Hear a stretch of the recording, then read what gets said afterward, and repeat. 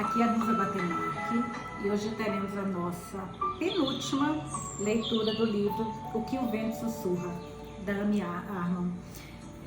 Amanhã a gente acaba a história. Eu confesso que essa história está muito mais interessante do que eu imaginei. Eu achei que fosse uma coisa meio Outlander. Lembra, na minha opinião, tá? Lembra um pouquinho Outlander por essa questão que ela volta no tempo, né? Encontra o grande amor da vida dela. Isso é parecido. Mas esse livro me surpreendeu porque eu posso estar enganada, mas para mim o romance quase como se fosse um acessório da história principal, que é a história da Irlanda. É lógico que essa cereja do bolo do romance deixa a história muito mais interessante, muito mais gostosa. Mas, gente, como eu amo história. Cara, como eu adoro conhecer as histórias dos países, dos impérios, tudo que tem. Não é à toa que na escola era minha matéria preferida. E pra gente que ama ler, né, ouvir histórias, ainda mais história de países, cara, eu amo. Muitas vezes de impérios, países, quando tem coisa. Eu já li muito livros da China, do Japão, da Coreia, Pachinko. Foi um livro maravilhoso que eu li, que até recomendo para vocês. Então esse livro tá uma grata surpresa. E agora, como sempre, vamos para o que vocês comentaram. Primeiro no YouTube. No YouTube tiveram 2 comentários. Um foi da Elisa. A leitura de hoje foi muito rápida. Eu adorei isso que você falou, porque a minha mãe, ela estava lendo, acompanhando, né, mas lendo com a gente o livro da Viola.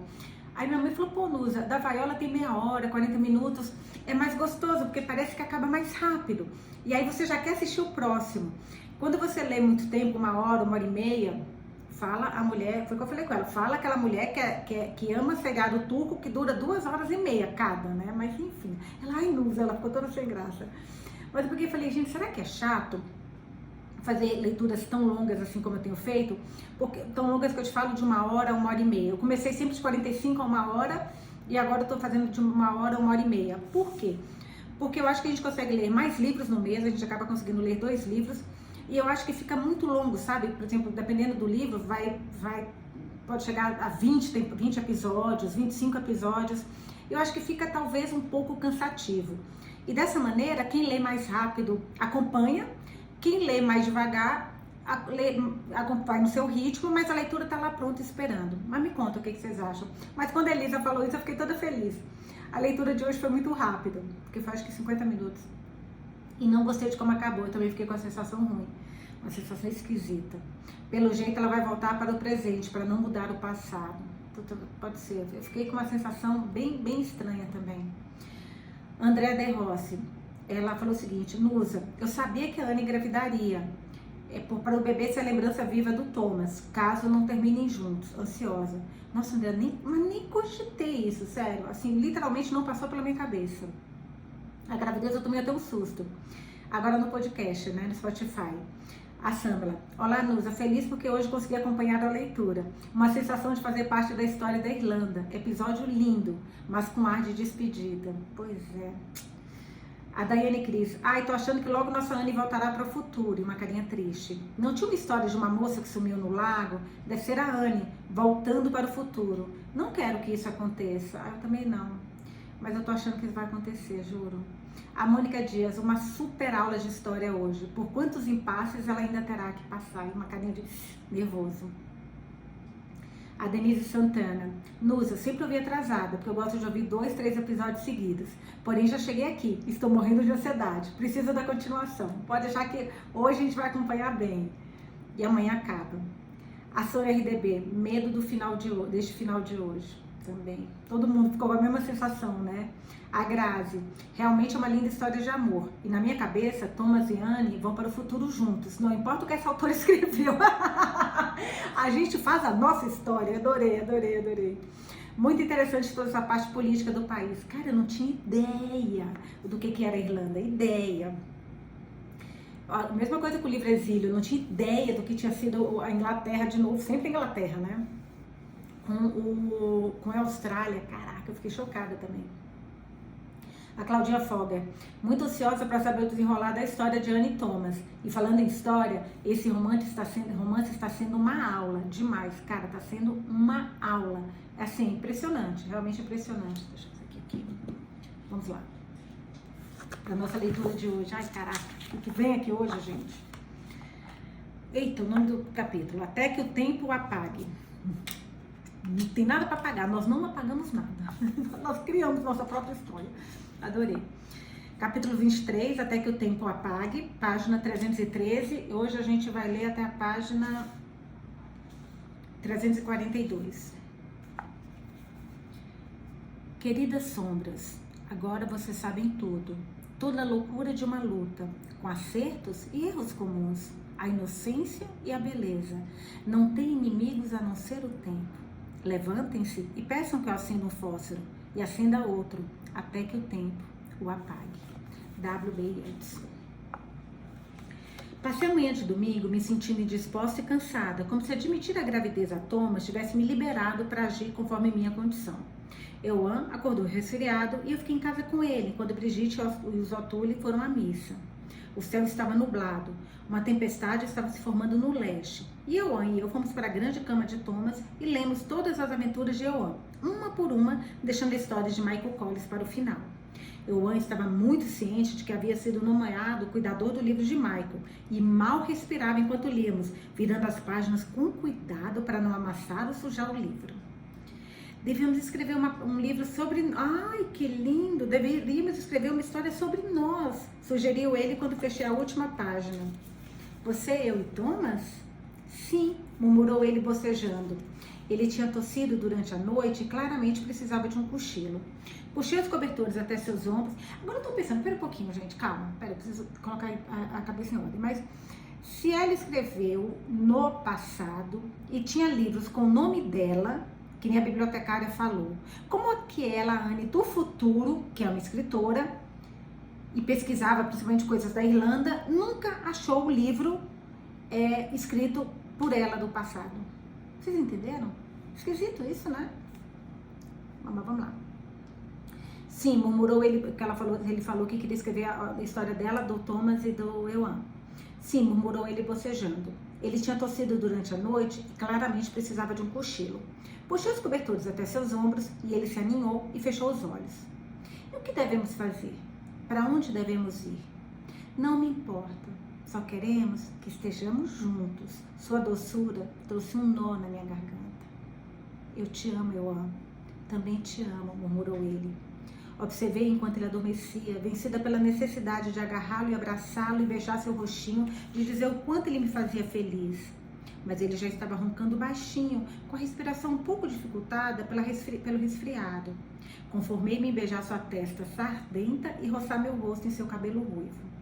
Saí do quarto, fechei a porta e desci as escadas. Brigitte e os Otules haviam voltado da missa e um almoço leve estava sendo preparado. Eu precisava me vestir e arrumar o cabelo. Robbie queria ir a Sligo ver Arthur Griffith na prefeitura. E Thomas havia ordenado que ele fosse minha sombra enquanto estivesse fora, dormindo em Cava Glebe à noite e deixando para seus irmãos quaisquer obrigações que o levassem para muito longe da casa. Não tínhamos visto nem ouvido falar de Liam e Ben, porque eu tô bem preocupada com esses dois, cara. Tô achando que esses dois vão ter uma participação muito grande no que vai acontecer com a Anne e com o Thomas, viu? Então não tínhamos visto nem ouvido falar de Liam e Ben desde que Thomas deixara clara a sua vontade em dezembro. Passaram-se meses sem a menor ameaça ou incidente, mas Thomas não relaxara as suas instruções. Eu sabia que Robbie não ia à reunião eleitoral se eu não fosse com ele. Eu não estava no clima para pessoas e política, mas não me importaria em ouvir Arthur Griffith falar de novo, e odiaria que Robbie perdesse a oportunidade de ouvir um homem verdadeiramente grande. Descemos a pequena estrada meia hora depois, prometendo a Brigitte que não demoraríamos. Ai, meu coração está acelerado. Você tem acontece com vocês? Quando você chega numa cena de um livro que vocês acham que algo pode dar errado, o seu coração acelera também? O meu acelera.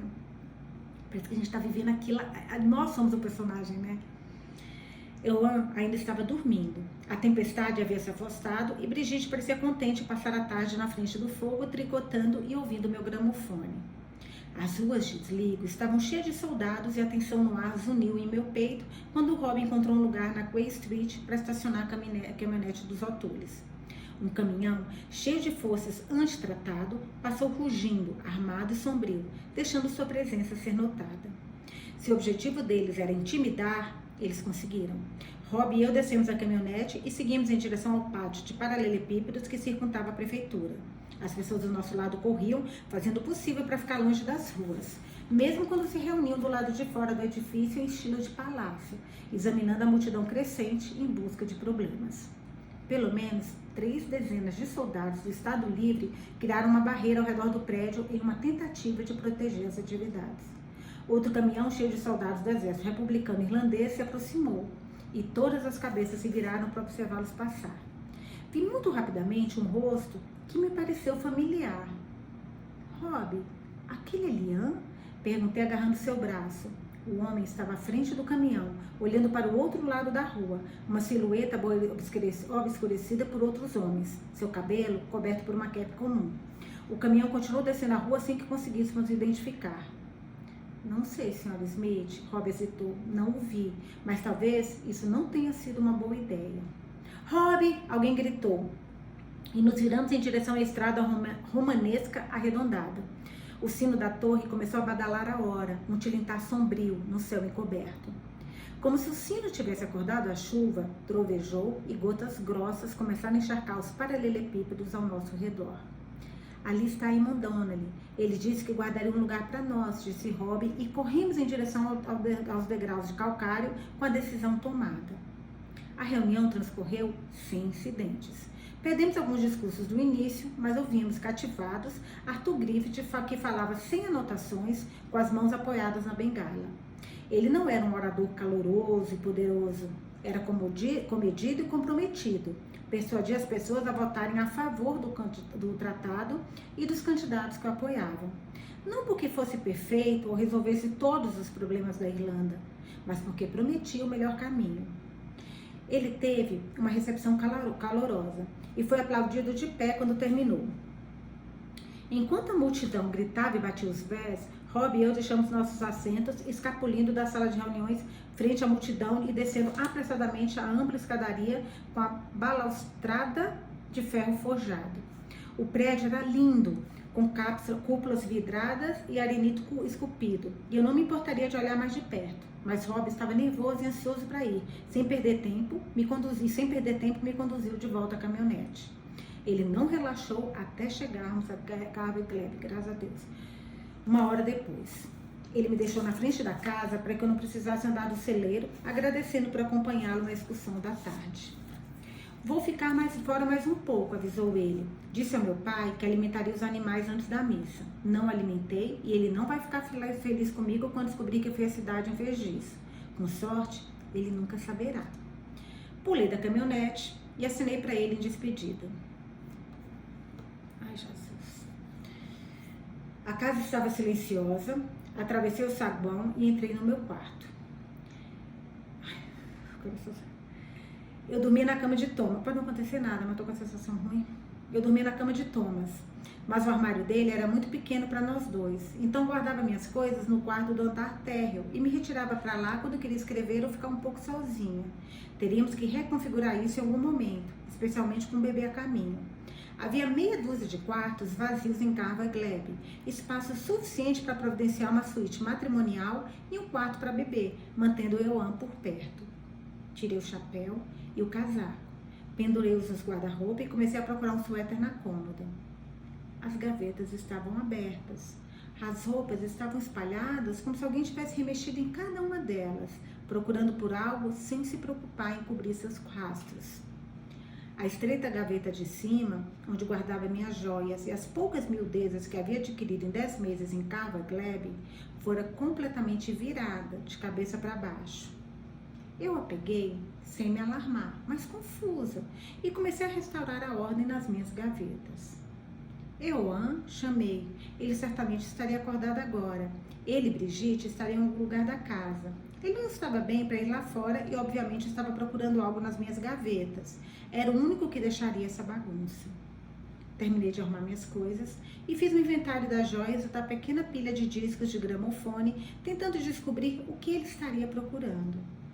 Ouvi um passo suave do lado de fora e chamei de novo, sem olhar para cima. Euan, você mexeu nas minhas gavetas? Não foi Euan, disse Brigitte, com uma voz estranha.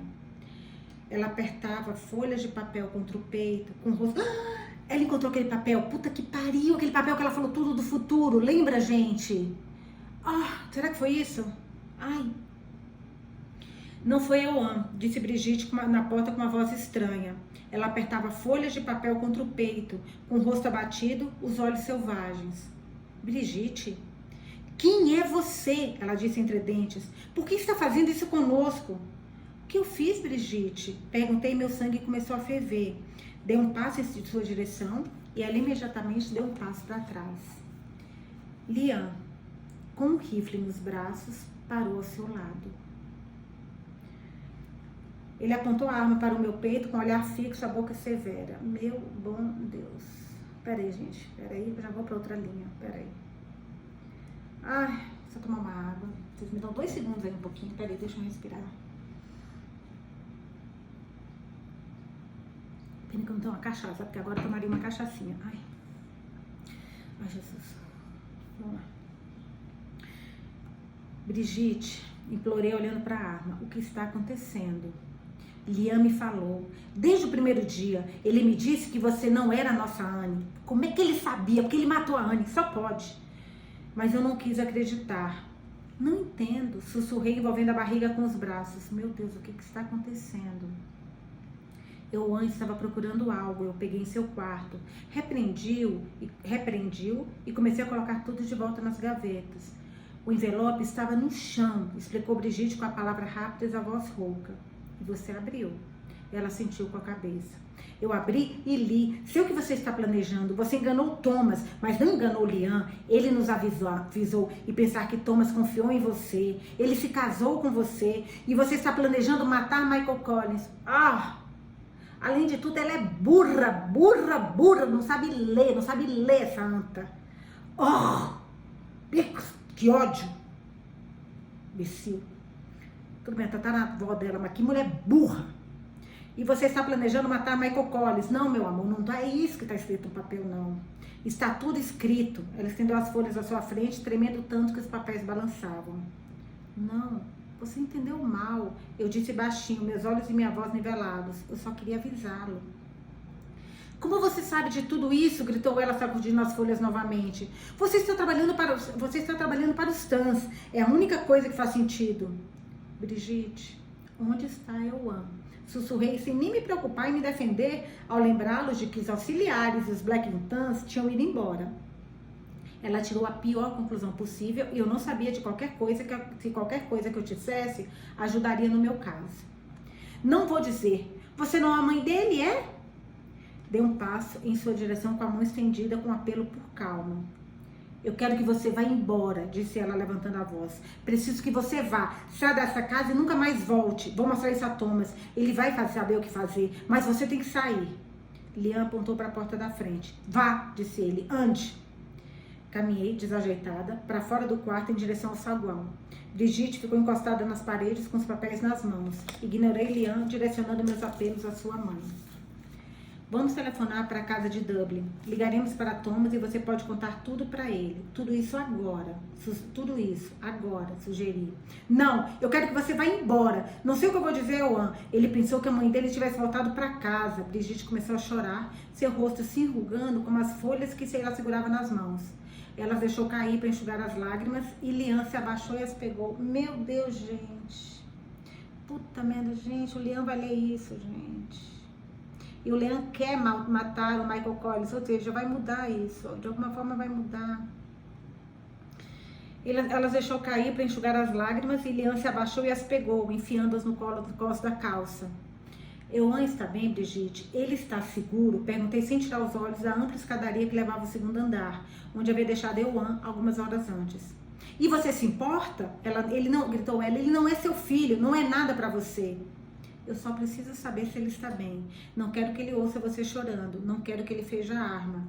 Eu nunca machucaria o An. Nunca mentiria para ele. Nunca fingiria ser alguém que não sou, gritou ela. Estou protegendo de você, como deveria ter feito assim que você chegou. Está bem, eu vou.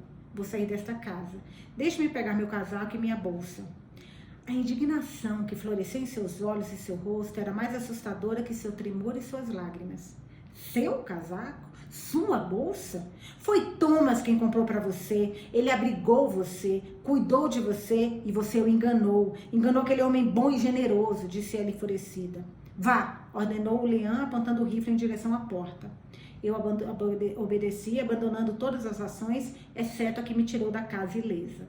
Liam me seguiu com a arma apontada para as minhas costas. Abri a porta e desci os degraus da frente, com Liam bem atrás de mim. Brigitte fechou a porta. Ouvi as travas se fechando, o ferrolho antiquado deslizando para o lugar. Minhas pernas cederam e eu desabei na grama com as pernas trêmulas. Não chorei, estava muito chocada.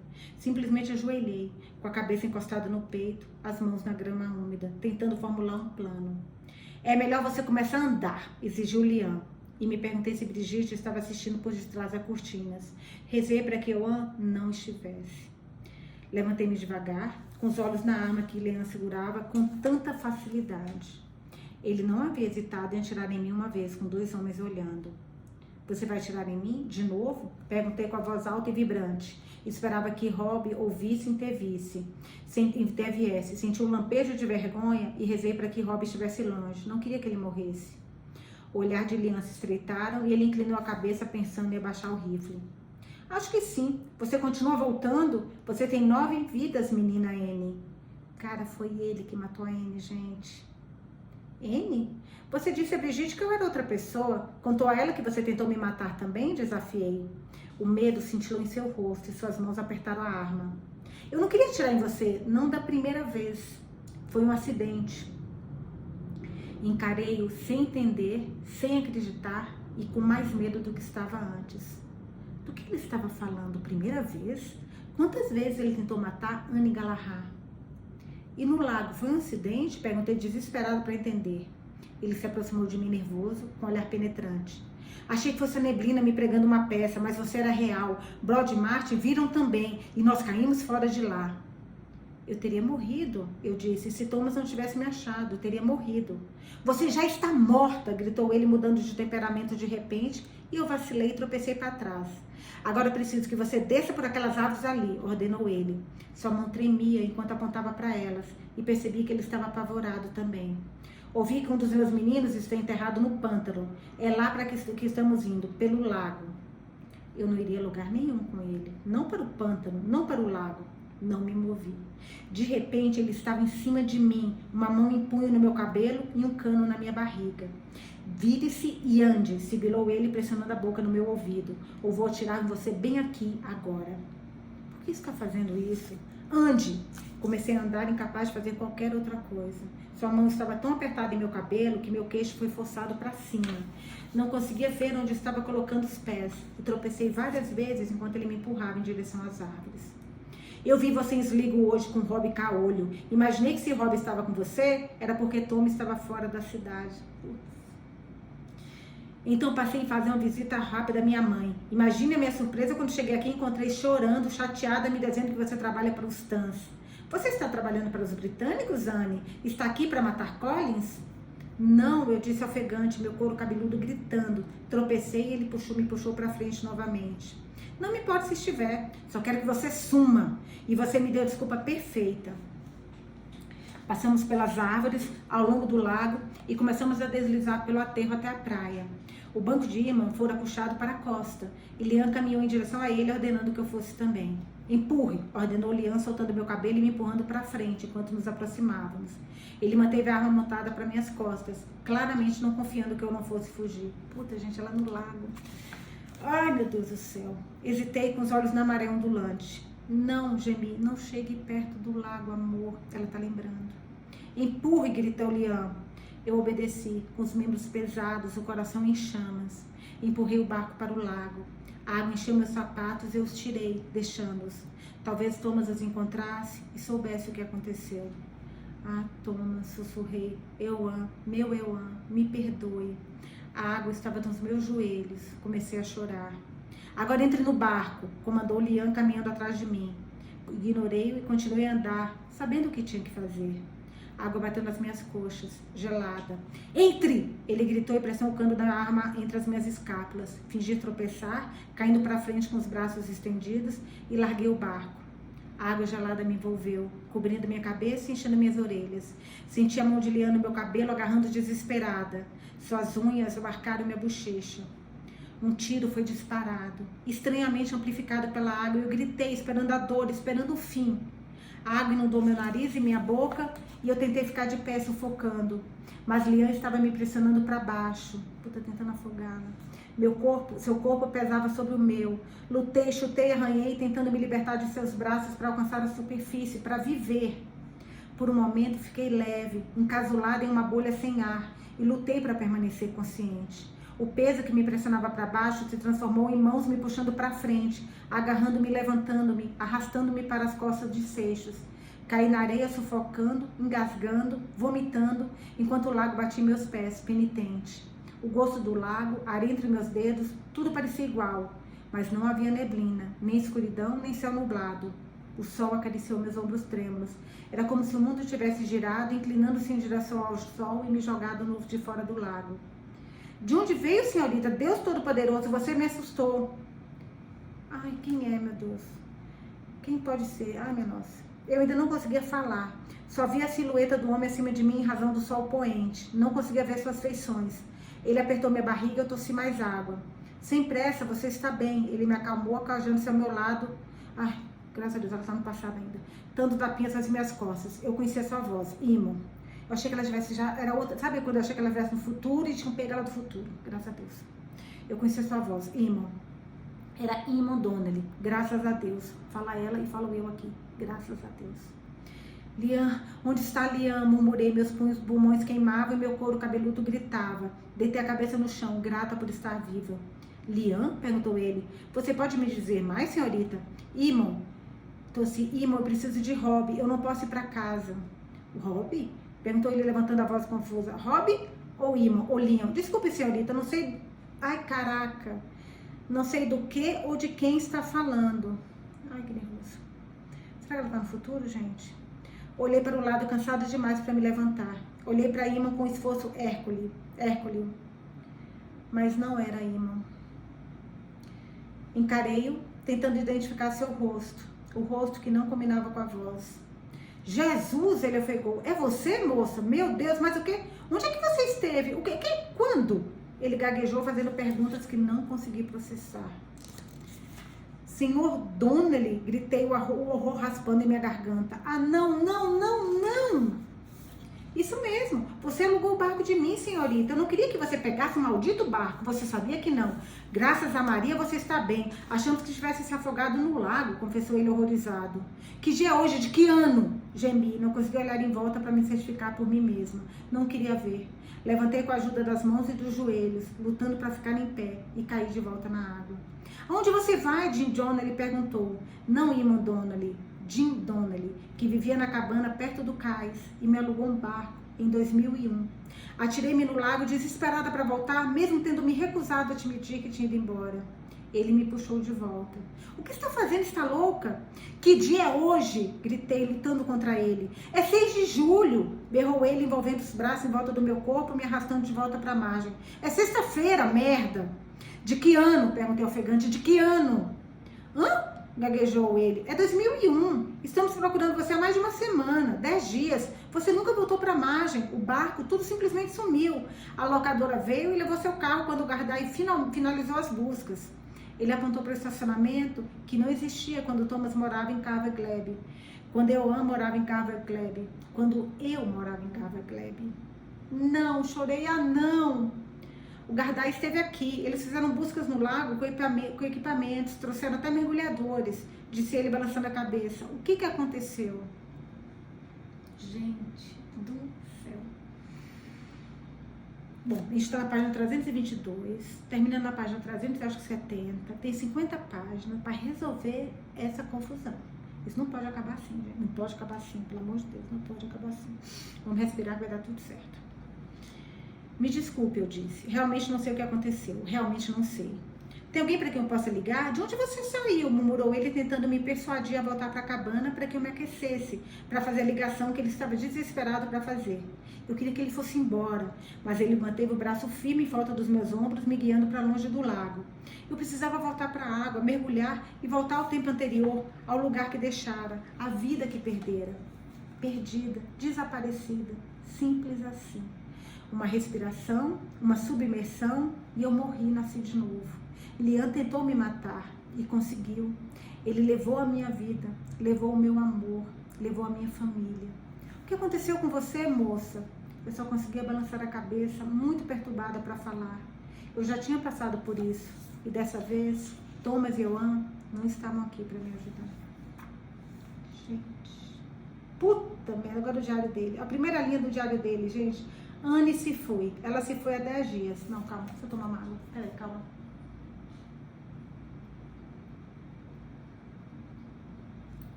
26 de abril de 1922, o diário dele, 324, página 324. Diarão, vixe Maria, já tá cumprido, vamos lá. Anne se foi. Ela se foi há 10 dias. Voltei a Garva Glebe na noite de domingo, dia 16. Minha casa estava um caos. Meg segurava Ioan, que estava febril e doente em seus braços. Seu choro tornava cada respiração uma luta. Meg mal conseguia me olhar. Estava tão perturbada, mas murmurou uma palavra, lago. E eu saí pela porta, correndo entre as árvores até a casa, até a costa, onde Rob e Patrick estavam vasculhando em busca do corpo de Anne. Rob, fazendo o possível para explicar o inexplicável, chorou ao relatar os eventos do dia. Lian tentou forçar Anne com uma arma a entrar no lago e Rob atirou nele. Quando Rob correu até a água para tirar Lian de cima dela, ela havia sumido. Rob disse que procurou no lago por 1 hora. Tudo que ele encontrou foram os sapatos dela. Ele acha que ela se afogou, mas eu sei o que aconteceu. Ela se foi, mas ela não está morta. Tento me consolar com isso. Rob arrastou Lian de volta para casa e Brigitte fez o possível para cuidar dele. Lian tem um ferimento de bala no ombro e perdeu muito sangue, mas vai sobreviver. Eu quero matá-lo. Removi a bala.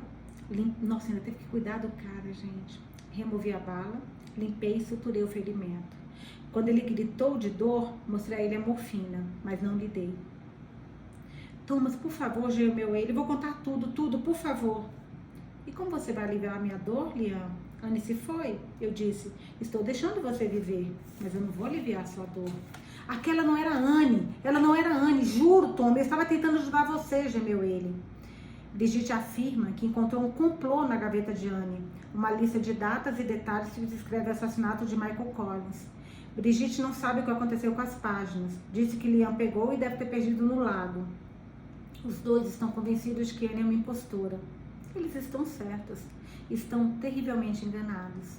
Eu quero colocar as mãos no pescoço de Lian e uivar minha indignação em seus ouvidos. Ela parecia Anne, mas não era Anne, disse ele balançando a cabeça determinado. Fui inundado por uma terrível ideia repentina. Como você sabe, Lian? Sussurrei quase com medo de perguntar, mas com a certeza absoluta de que finalmente descobriria a verdade. Por que você tem tanta certeza? Porque Anne está morta, ela está morta há 6 anos, confessou ele, a pele ainda úmida, os olhos suplicantes. Ouvi Brigitte se aproximar, arrastando os pés em direção ao cômodo que uso como clínica. Me levantei, bati a porta e tranquei. Não conseguiria lidar com ela, ainda não. Como você sabe? Exigi. Eu estava lá, Thomas, eu a vi morrer, ela estava morta, Anne estava morta. Onde? Quando? Eu estava gritando, minha voz tão alta que ecoou em meu cérebro, cheio de dor. No Correio Geral, na semana da revolta da Páscoa. Por favor, me dê algo, doutor. Não consigo pensar direito com essa dor, vou contar tudo, mas você precisa me ajudar. Sem alarde ou sutileza, enfiei a seringa em sua perna e injetei morfina, retirando-a e colocando-a de lado enquanto ele relaxava na cama. Seu alívio foi tão pronunciado que ele começou a rir baixinho. Eu não estava rindo. Fale, rugi, e sua risada se transformou em desgosto. Tudo bem, Tommy, vou contar. Ele inspirou profundamente. sua dor diminuindo, somente viajando para outro lugar, algum lugar longe. Eu podia ver em seus olhos e na maneira como sua voz caía em um ritmo de contador de histórias, que ele compartilhava um relato que havia revivido 1000 vezes em sua cabeça. Naquela última noite, no Correio Geral, estávamos todos tentando ser indiferentes, tentando agir como se não nos importássemos que o telhado estivesse prestes a desabar sobre nós. Todas as entradas estavam em chamas, exceto a da Henry Street, e descer a Henry Street era como passar por um maldito corredor da morte. Homens corriam por suas armas, atirando ao ouvir ruídos e, nesse processo, atirando nas costas um dos outros. Eu fui o último a ir. Declan tinha ido na frente com O'Reilly. Tem uns nomes diferentes, né? O'Reilly. Eles foram tentar limpar a mesa, limpar a Mall Street para o restante de nós. Mas imediatamente veio a notícia de que todos tinham sido abatidos. Meu irmão mais novo estava sempre tentando bancar a merda de um herói.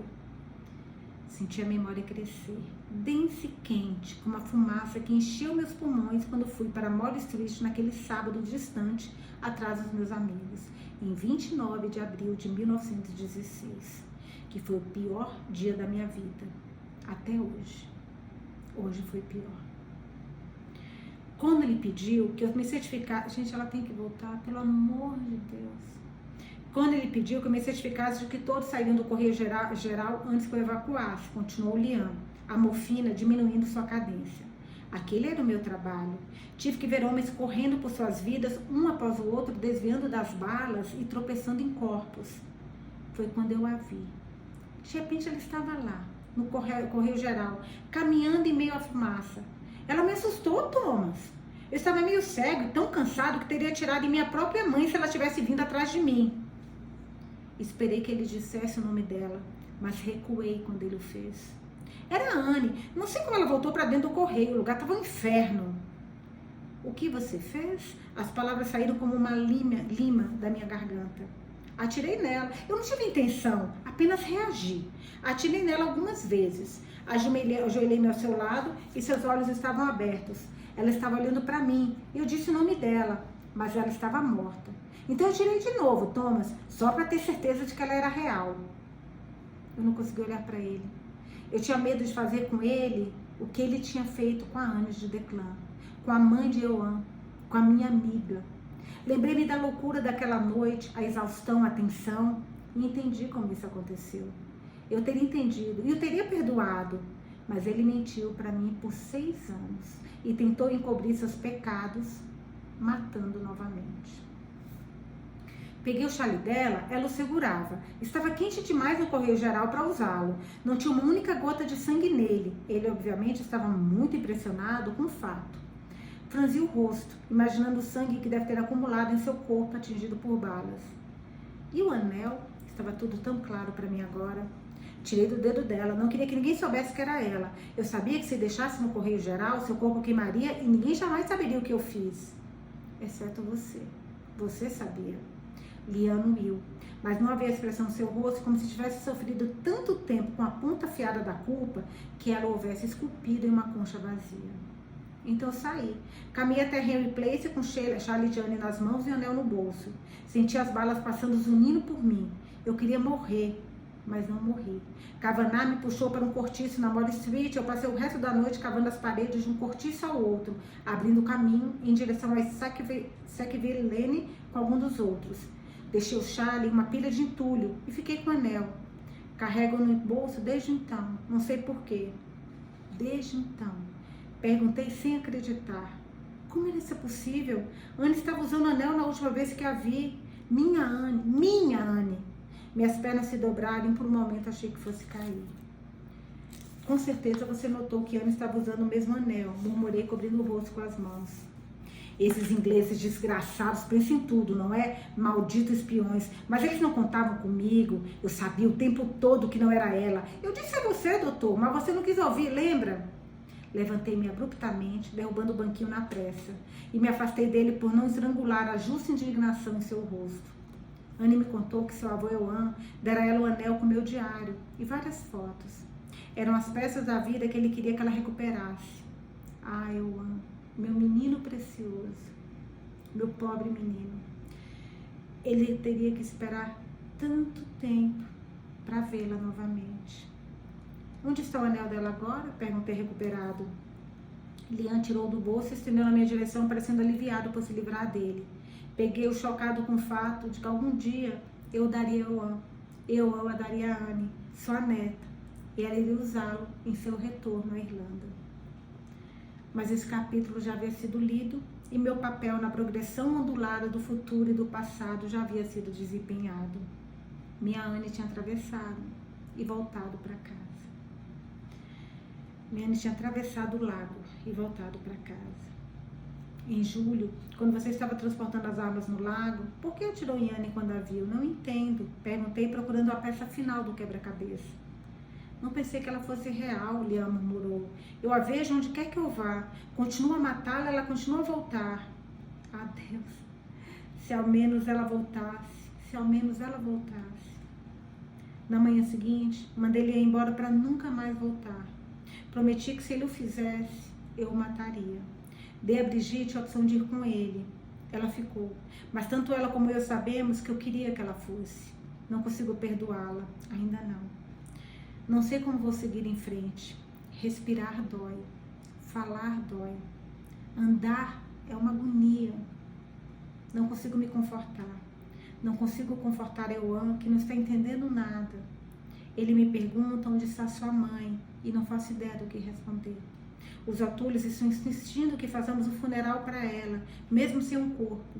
O padre Darby disse que nos ajudaria a seguir em frente. Mas eu nunca vou seguir em frente.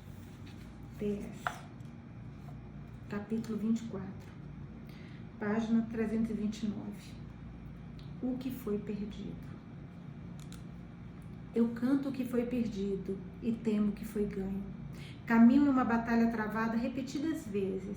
Meu rei, um rei perdido e soldados perdidos, meus homens. Pés na revolta e o sol se põe. Eles sempre esbarram na mesma pequena pedra. W.B. Yeats. Jim Donnelly era neto de Iman Donnelly e um homem gentil. Ele me trouxe um cobertor e meias de lã e colocou meu vestido molhado na secadora. Então chamou a polícia, o Gardai, e esperou comigo me fazendo beber um copo d'água enquanto dava tapinhas nas minhas costas e guardava a porta. Ele achou que eu iria fugir. Eu teria fugido. Eu não conseguia me concentrar em um único pensamento, não conseguia parar de tremer. E quando ele me fazia perguntas, só conseguia sacudir a cabeça. Em vez de perguntas, ele começou a conversar comigo, mantendo a voz baixa, enquanto eu verificava o relógio a cada poucos minutos. Você me chamou de Iman. Era o nome do meu avô, disse ele, tentando me distrair. Ele morava aqui no lago também. Nós, os Donnellys, vivemos aqui há várias gerações. Tentei beber e cara a água, mas o copo escorregou da minha mão e espatifou no chão. Ele se levantou e me trouxe uma toalha. Posso trazer um pouco de café? Perguntou enquanto eu pegava a toalha das suas mãos. Meu estômago embrulhou com a simples menção a café e eu balancei a cabeça e tentei sussurrar um agradecimento. Eu parecia uma cobra chacoalhando. Ele limpou a garganta e tentou de novo, com a voz coloquial. Olha isso, gente. Olha isso. Uma mulher se afogou neste lago há muito tempo. Aquilo que você... O que falou comigo? Uma das meninas colocou isso lá, que contou essa história, lembra? Uma mulher chamada Anne Galahad. Meu avô conhecia e me contou a história quando eu era menino. É um lugar pequeno e ela é um pouco misteriosa. Com o passar dos anos, a história ganhou vida própria.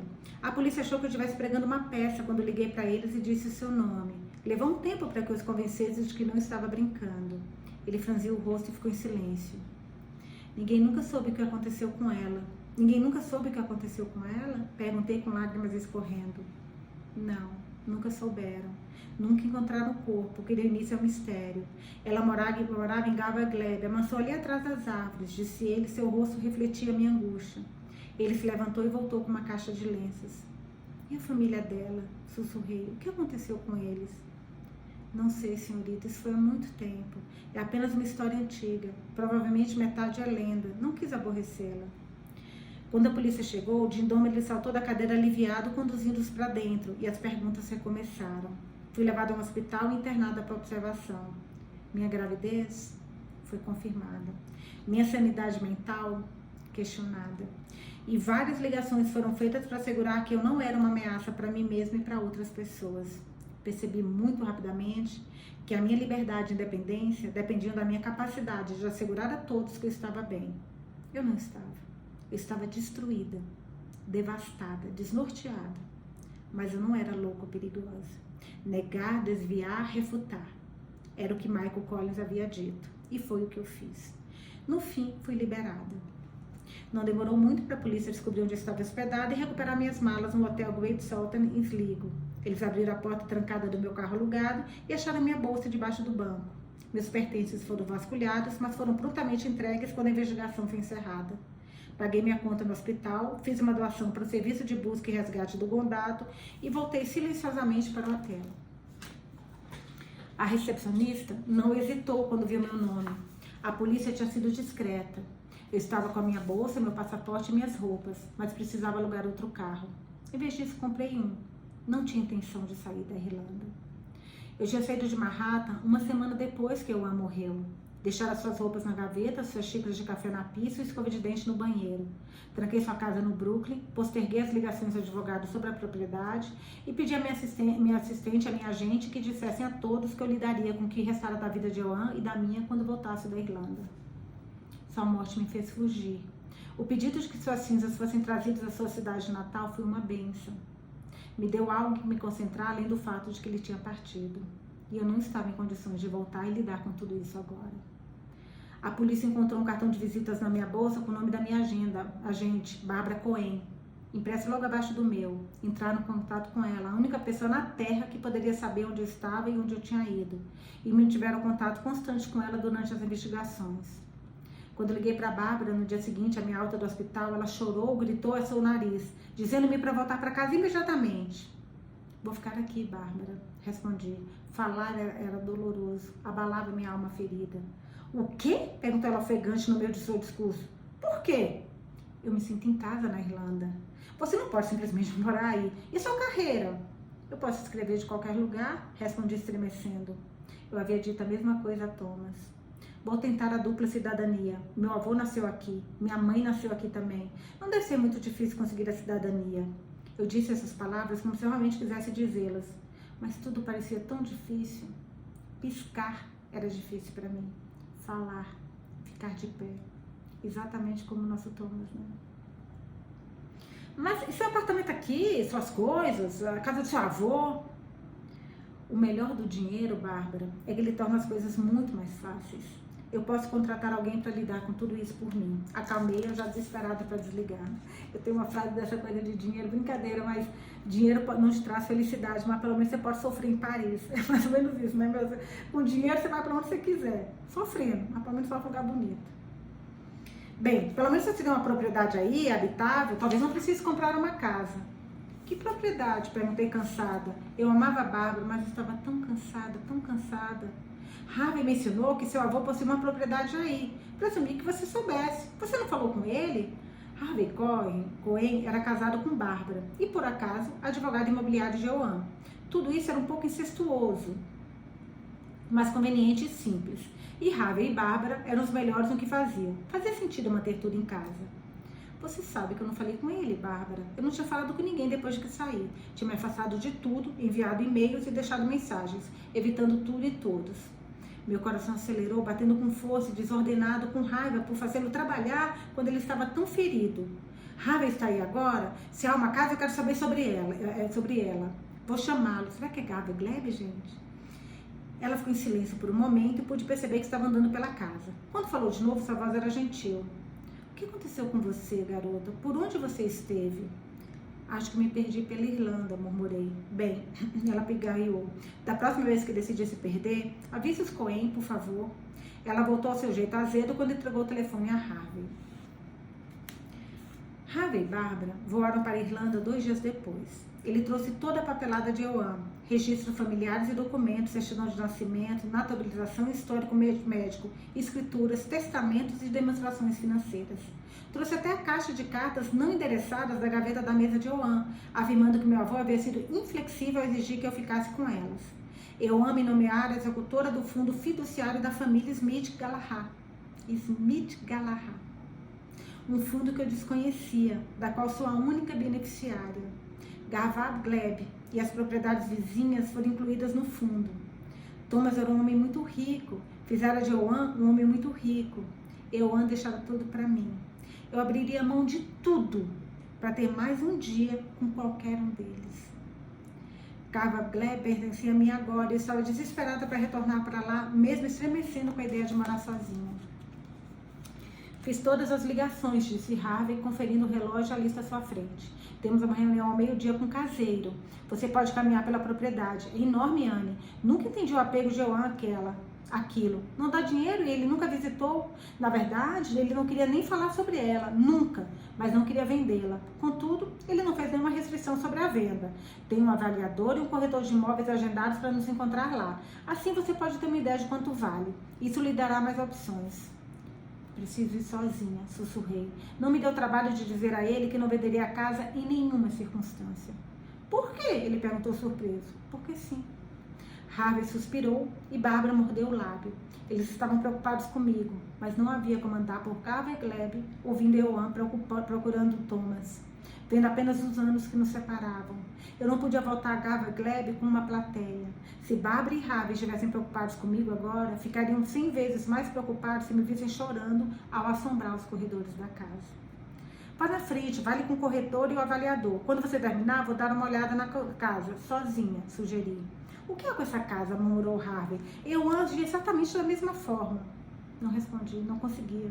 E Harvey suspirou, passou a mão pelos cabelos brancos e olhou ao redor da sala de jantar quase vazia da Great Southern. Me sinto como se estivesse no maldito Titanic, resmungou. Dei um sorriso discreto, surpreendendo a mim mesma e a eles. Você e Euan tinham um vínculo incrível, murmurou Harvey. Ele te amava muito, tinha tanto orgulho de você. Quando ele me contou que estava com câncer, eu tinha certeza de que você ficaria devastada. Mas você está me assustando, Anne.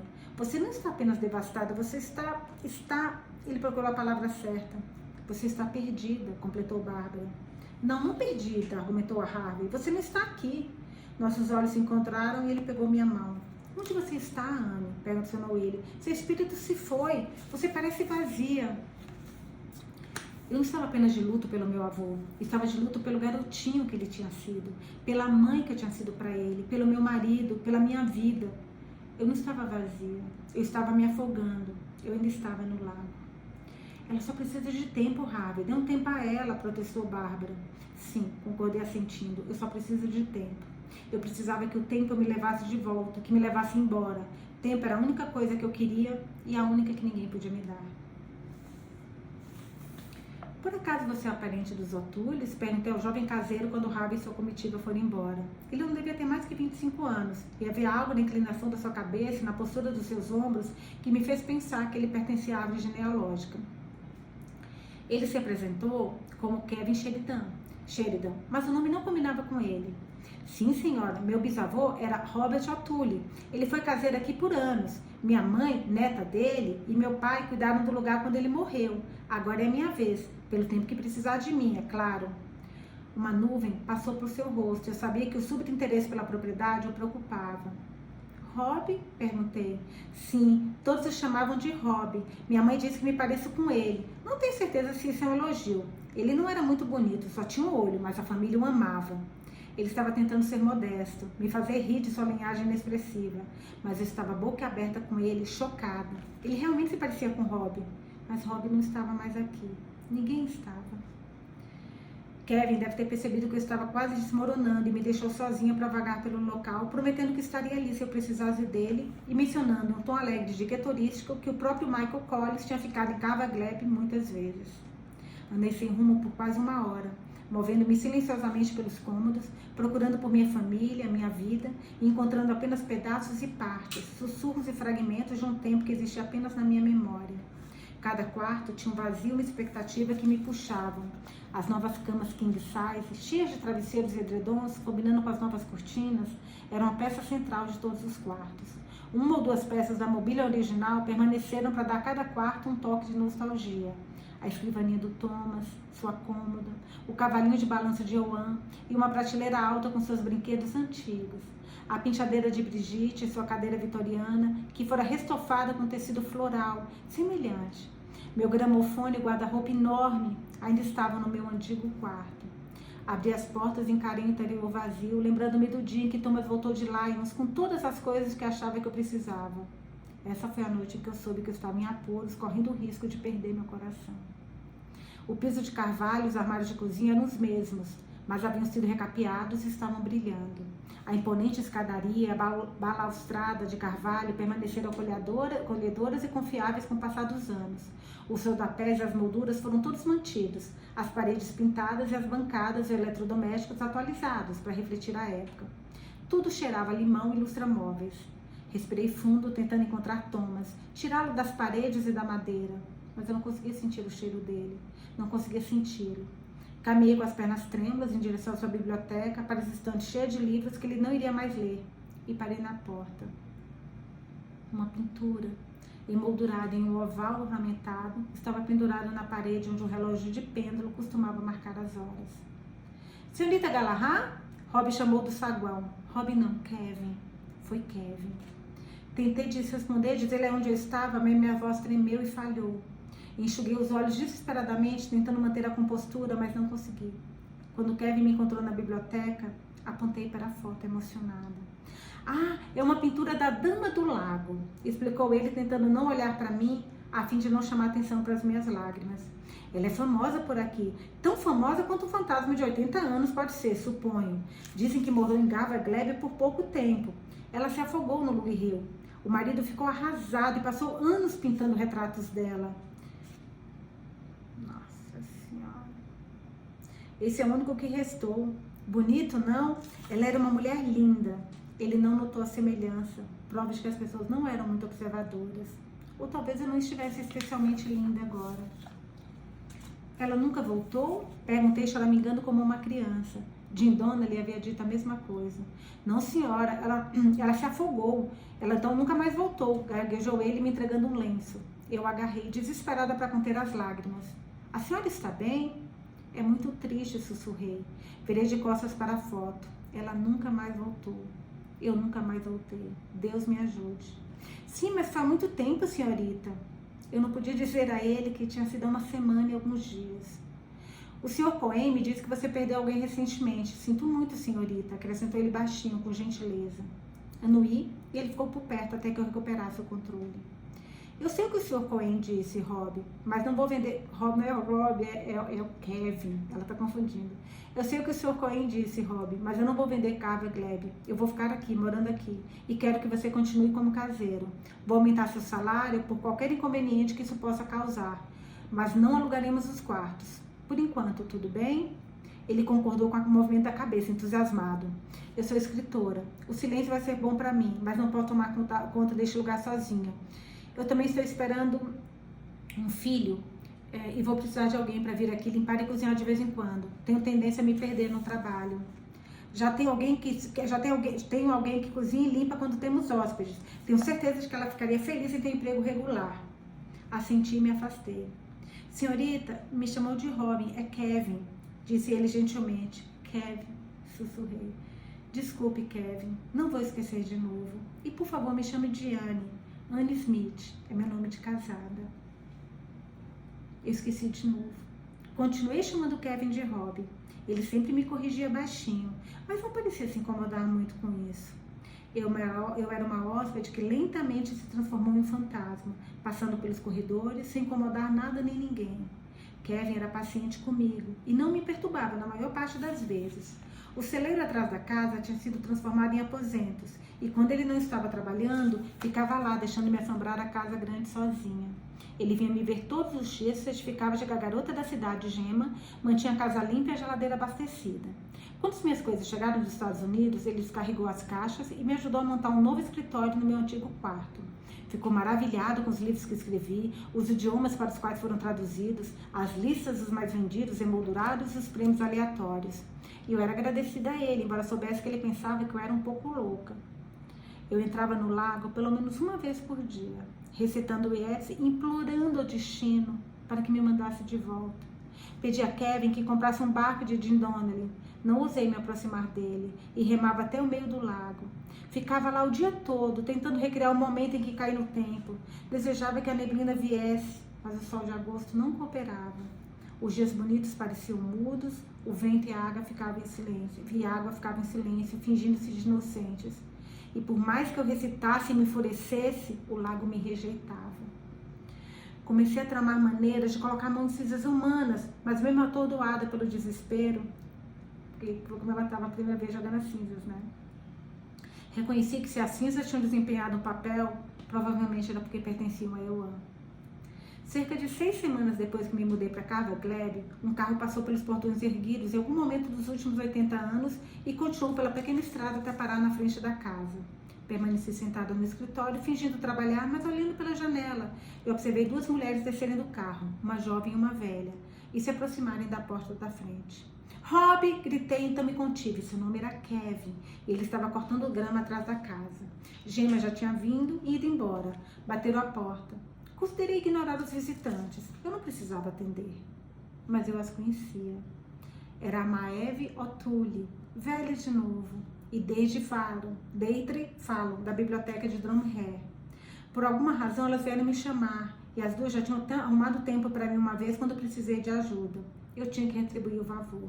Ajeitei o cabelo, agradeci aos céus por ter encontrado vontade de tomar banho e me vestir naquela manhã, algo que nem sempre fazia. Então atendi a porta. Agora a gente vai para o diário.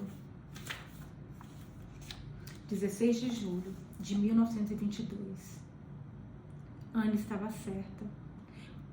Página, 338.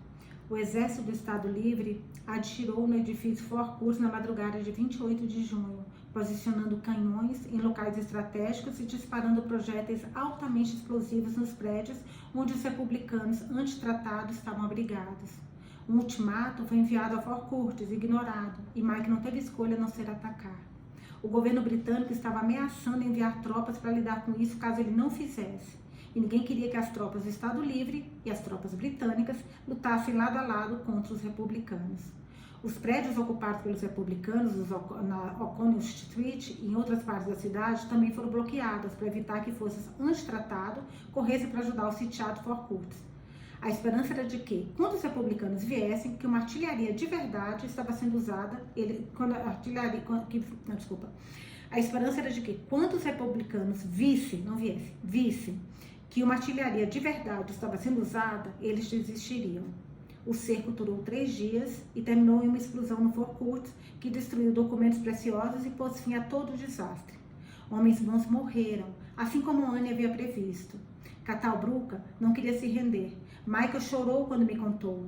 Ele e Bruca não costumavam estar de acordo com o outro na maior parte do tempo, mas Catal era um patriota e há poucas coisas que Mike respeita mais do que isso. Estive na frente da carcaça queimada do Fort Curtis hoje. As munições roubadas continuavam explodindo, tornando impossíveis aos bombeiros apagar o incêndio.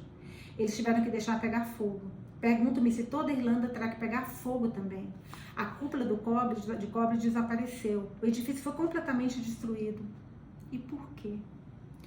Um acordo foi firmado em maio entre os republicanos e os líderes do Estado Livre para adiar a decisão final sobre o tratado, até depois da eleição e da publicação da Constituição do Estado Livre. Mas o compromisso foi rejeitado antes que pudesse ganhar força. Mike disse que Whitehall ficou sabendo e não gostou da ideia de uma decisão adiada sobre o tratado. Muito estava em jogo, muito dinheiro havia sido gasto, muito esforço empregado. Os 6 condados da Irlanda do Norte, não incluídos no tratado, caíram em derramamento de sangue e caos.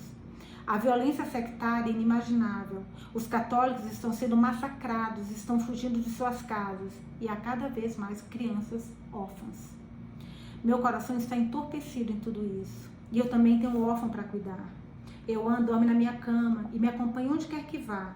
Brigitte tenta consolá-lo, mas ele se recusa a ficar sozinho com ela. A saúde de Brigitte está piorando. O estresse e a perda nos transformaram em fantasmas de nós mesmos. A senhora O'Toole vem ficar com ele quando não posso levá-la comigo. Mike ligou 2 dias depois que Anne desapareceu para perguntar sobre sua saúde e pedir conselhos dela. E tive que contar a ele que ela havia partido. Ele gritou ao telefone como se eu tivesse enlouquecido e apareceu 4 horas depois em um carro blindado na companhia de Fergus e Joe, pronto para a guerra. Não estou mais em condições de fazer guerra. E quando ele exigiu respostas, me vi chorando em seus braços, contando a ele o que Lian tinha feito. Ah não, Tommy, lamentou ele, ah não. Ela se foi, Mike. Ana estava preocupada com você, escreveu um aviso e guardou. Acho que ela pretendia entregar a mim ou ao Joe, esperando que pudéssemos mantê-lo em segurança. Mas Brigitte encontrou e pensou que fosse uma conspiração contra você. Brigitte contou a Liam e ele arrastou Anne até o lago. Rob acha que ele pretendia matá-la e esconder o corpo no pântano. Rob tentou impedi-lo e o atirou nele, mas já era tarde demais. Não me importei de contar toda a verdade com todos os pecados de Liam. Não podia me condensar ou condenar Anne à descrença de Mike, nem sobrecarregá-lo com desconfiança. Ele ficou comigo até o dia seguinte, e nós bebemos até perder a consciência. Nenhum de nós se sentiu consolado, mas pude esquecer por um momento. Quando eles foram embora, Fergus ao volante, Joe ao lado e Mike de ressaca no banco de trás, dormi por 15 horas. Ele me deu isso de presente, e eu fiquei muito grato por esse breve alívio. Não sei se Mike atirou nele, ou se Fergus o executou, sozinho, porque estava preocupado com a volatilidade de Liam. Mas o corpo de Liam Gallagher apareceu na praia de Sligo 3 dias depois que Mike veio a Garva Glebe. Mike sempre foi pragmático e íntegro no terror que causava. Presenciei gritos dele na cara do seu esquadrão e ameaça de dispensá-lo se sugerisse um golpe de vingança. Sua tática sempre foi colocar a Grã-Bretanha de joelhos, não represálias. A única vez que suspeitei de retaliação por parte de Mike foi quando o irlandês que delatou o chão de Armada aos sociedades britânicos depois da revolta da Páscoa foi encontrado morto. Mike tinha visto o homem fazer o que fez e nunca se esqueceu dessa traição. Não falamos sobre a morte de Liam Gallagher. Não falamos sobre muitas coisas. Brigitte disse que Anne escreveu sobre uma tentativa de assassinato. Ela se lembra de algo sobre agosto, flores e uma viagem a Cork. Mas as páginas se desintegraram no lago. Não é muito para seguir em frente e Mike não quer saber. Ele se sente culpado pela morte de Anne, mas um peso para ele carregar. E eu não consigo aliviá-lo disso por mais que eu tente. Rob se sente responsável também. Estamos todos convencidos de que poderíamos tê-la salvado e estou arrasado por tê-la perdido. Estamos unidos em nossa autopunição. Na semana passada, enquanto preparava armadilhas, Emma encontrou um pequeno barco vermelho no pântano. Ele o lavou e arrastou para casa. Encontrou uma sacola estranha enfiada embaixo do assento e uma urna com uma rolha e um diário de couro dentro. Ambos estavam protegidos da água. Ele leu a primeira página do diário e percebeu imediatamente que era meu. A urna e a sacola eram de Anne, não tenho dúvidas. Coloquei o barco no celeiro, amarrando as vigas para manter Johan fora dele. E dei a Emma uma compensação por ter trazido tesouros para mim. Só tomar uma água só um pouquinho.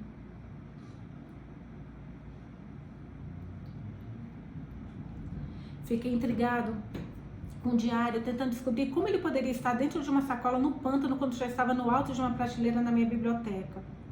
Estava convencido de que minha cópia não estaria lá, mas estava. As páginas dos meus diários não estavam amareladas e o couro estava mais flexível, mas permanecia lá. Segurei o diário enfalecido na mão esquerda e o novo na direita. Confuso, minha mente dando voltas, tentando formular uma explicação plausível. Não havia. Coloquei-os de lado a lado na prateleira, quase esperando que um se dissolvesse no outro, restaurando o equilíbrio e a unidade do universo. Mas os dois continuavam lá, um apoiado sobre o outro, passado e presente, hoje e amanhã, não afetados e inalterados por minha compreensão limitada. Porque aquilo que eu falei, confunde a gente, né? Esse tipo de coisa do futuro e agora, confunde muito a gente. Tipo, o que vai acontecer no futuro, sei lá. É essa que nem ele falou do diário, sabe? Talvez em algum momento os dois se tornem um novamente, cada um existindo em seu próprio momento, assim como Anel de Anne. Caminho pela costas todos os dias, procurando por ela. Não consigo evitar. Johan caminha comigo e seu olhar se volta continuamente para a superfície. Ele me perguntou se sua mãe está no lago. Disse a ele que não. Então ele perguntou se ela havia atravessado o lago e ido para outro lugar. Eu disse a ele que acreditava que sim. Isso pareceu tranquilizá-lo. Ocorreu-me que Anne tinha sido criada essa história para reconfortar Johan, caso ela não pudesse. Você não vai também, né, doutor? Murmurou Johan, pegando minhas mãos. Você não vai desaparecer da água e me deixar? Prometi-lhe que não. Acho que você e eu conseguimos ir? Me editou ele, olhando para o meu rosto e tentando aliviar a minha dor. Talvez se entrássemos naquele barro do celeiro, podemos procurá-la. Eu ri grato por ter tomado a providência de colocar o barco onde ele não pudesse alcançar. Mas a risada não aliviou a dor em meu peito. Não, Johan, não podemos fazer isso. Eu disse suavemente, ele não discutiu. Mesmo se eu soubesse como, mesmo se nós dois pudéssemos segui-la pelo lado para outra época, não poderíamos ir. Euan precisa crescer nesta época e ter um filho, que por sua vez crescerá para que Anne possa existir. Algumas sequências devem se desenrolar em sua ordem natural. Anne precisará do seu avô ainda mais do que Euan precisará de uma mãe. Ele tem a mim. Então Euan precisará esperar. E eu prometi esperar com ele, mesmo que signifique que eu nunca mais vou vê-lo. Acabamos a leitura de hoje. Amanhã a gente vai para a última leitura desse livro. Ai, gente, essa de hoje foi muito emocionante. Muito emocionante. Eu tô torcendo tanto para ela voltar, gente. Eu não sei se isso é possível. Como foi a Daiane que falou, não lembro agora. Quem falou aqui. Não interessa o final da autora. No final dela, eles dois vão estar juntos. Para mim também. Eu estou apaixonada por esse livro. Contem para mim o que vocês acham e o que vocês acham que vão acontecer. Quero ver a teoria de vocês. Beijos e até amanhã para a última leitura.